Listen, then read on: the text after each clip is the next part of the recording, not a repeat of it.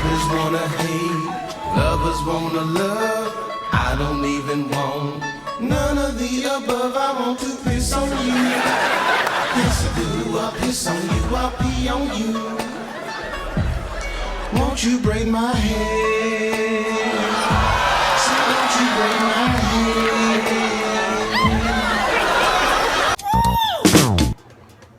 What's going on, everybody, and welcome to another episode of Tunji's podcast. I'm your host, Tunji Taylor Lewis. Guys, I want to talk about Dave Chappelle, man. Dave Chappelle is putting out a new special on August 26th, I believe. Netflix just released a new trailer, and I am so excited. And the reason why I'm excited is because Dave is just like one of the rare people, man, who just does comedy the right way, which is like nothing is out of bounds with Dave. Dave will talk about all the things that comics are afraid to talk about because of potential backlash. He's doing comedy as if he has absolutely nothing to lose, which I guess he doesn't. And that's why I believe, personally in my opinion, that Dave Chappelle for our generation is the savior of comedy.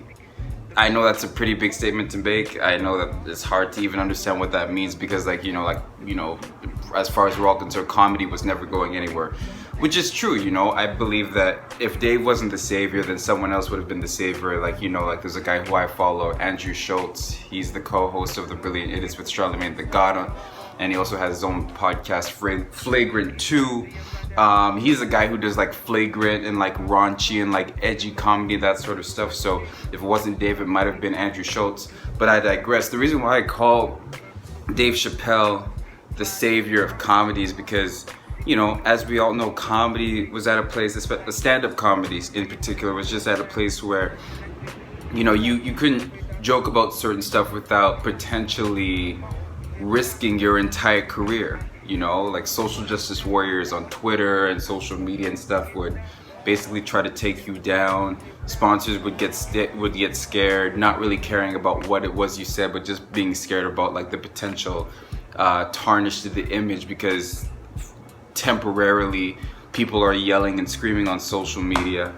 And you lose money, you lose sponsorship. This was happening with comics all the time. So comics would would comply and basically soften their comedy and not take it all the way to the edge. And the thing with comedy is just the higher the risk, the higher the reward. The higher the risky subject that you're talking about, the better the joke can potentially be, and the bigger the laugh can potentially be.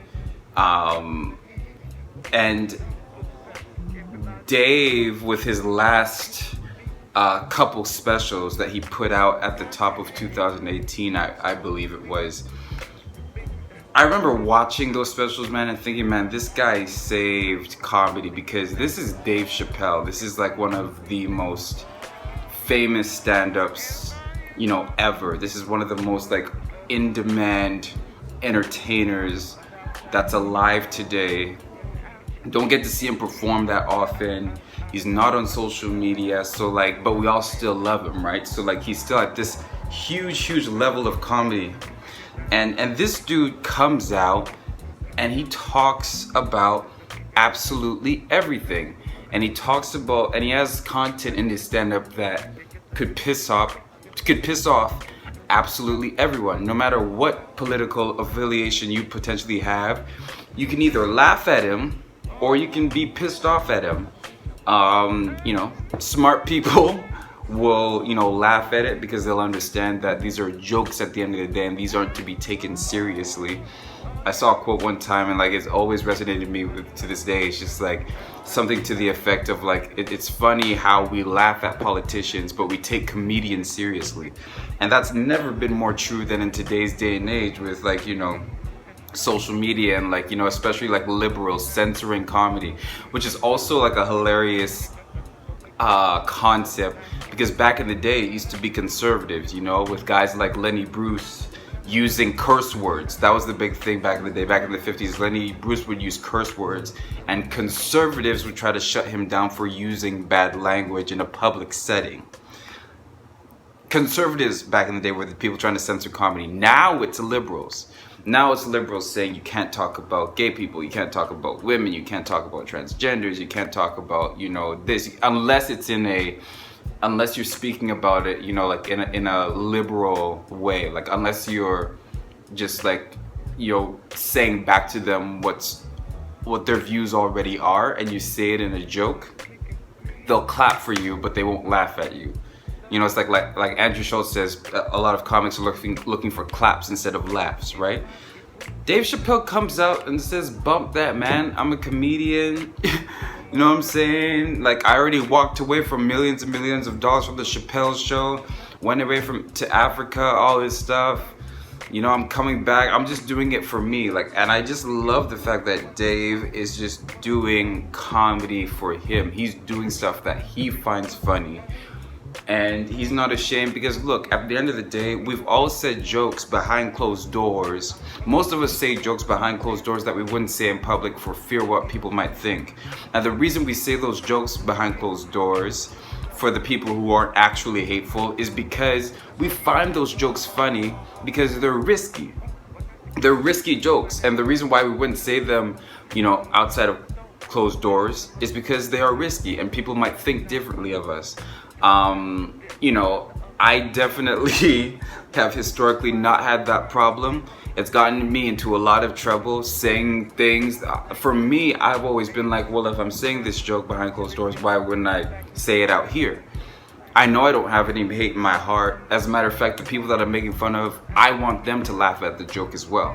So there's even a part of my brain where, like, if I have a joke that's making fun of somebody, I will want to say the joke in front of somebody who's from that group that I'm making fun of, you know. And that's what comedy, like, and like that's the other thing about comedy is like comedy is always funny when the joke is on someone else, but when it's on you, all of a sudden people want to get sensitive.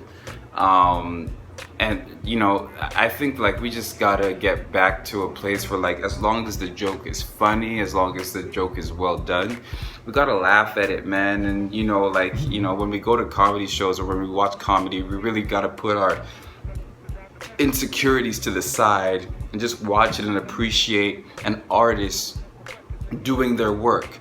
Because, you know, man, like, it's just so great. Like, you know, like stand-up comedians, I really feel for them, because like I feel like more so than any other artist, just get told how they should be doing their job and how they should be doing what it is they've absolutely dedicated their lives to. Yeah, man, and just to circle it back to Chappelle, like, this is how Chappelle has been, like, since the beginning. Like, you know, like, he would talk, like, back when R. Kelly was, like, not now with the R. Kelly stuff, but like back in the day, like back in the day when R. Kelly was going on trial, Dave Chappelle full on like did a comedy sketch on it, like acted like he was R. Kelly singing "I Wanna Piss on You," and like there was this vat with the label like R. Kelly's doo-doo butter, and he's splashing it on girls. Like, he was insane. Like, he was very just out there with his comedy. And I love the fact that even in 2019, he's still looking for the most riskiest things that he could possibly talk about. And not just talking about them or skirting around them, but going head on deep into them, making us a little bit uncomfortable. Like, oh, what's he gonna do? He comes out on the end of it, and then you laugh and you applaud him because, you know, he's so amazing. And even if you get offended by his stuff, even if people get offended by his stuff, like, he does it. I just love the fact that he doesn't care. Man, this dude is free. This dude is free. Like, he is an inspiration to me in that respect, and that he's just so free to say what he says. He doesn't put too much weight into what other people think of him because of jokes that he's making. Him and Marlon Wayans are probably the people who I admire the most. Him, Marlon Wayans, and Jamie Foxx are the people who I admire most in that respect. That's definitely what I aspire to be. I'm just gonna put my jokes out there. I don't mean any hatred towards it. Obviously, if it's like a joke is done in poor taste and I get checked on it, then I should get checked on it. But for the most part, man, it's like, man, if I can like truly analyze myself, say a joke, people don't like me for it, and I can look at my heart and say, look, there was no hatred about that. That wasn't motivated by any insecurity that I was trying to project onto somebody else. It was just a joke that I was literally trying to make. Man, I'm gonna do like Dave Chappelle and just keep on pushing, man. Dude's an inspiration. Thank y'all so much for listening. Thank you so much for watching. Looking forward to the new special. Peace out.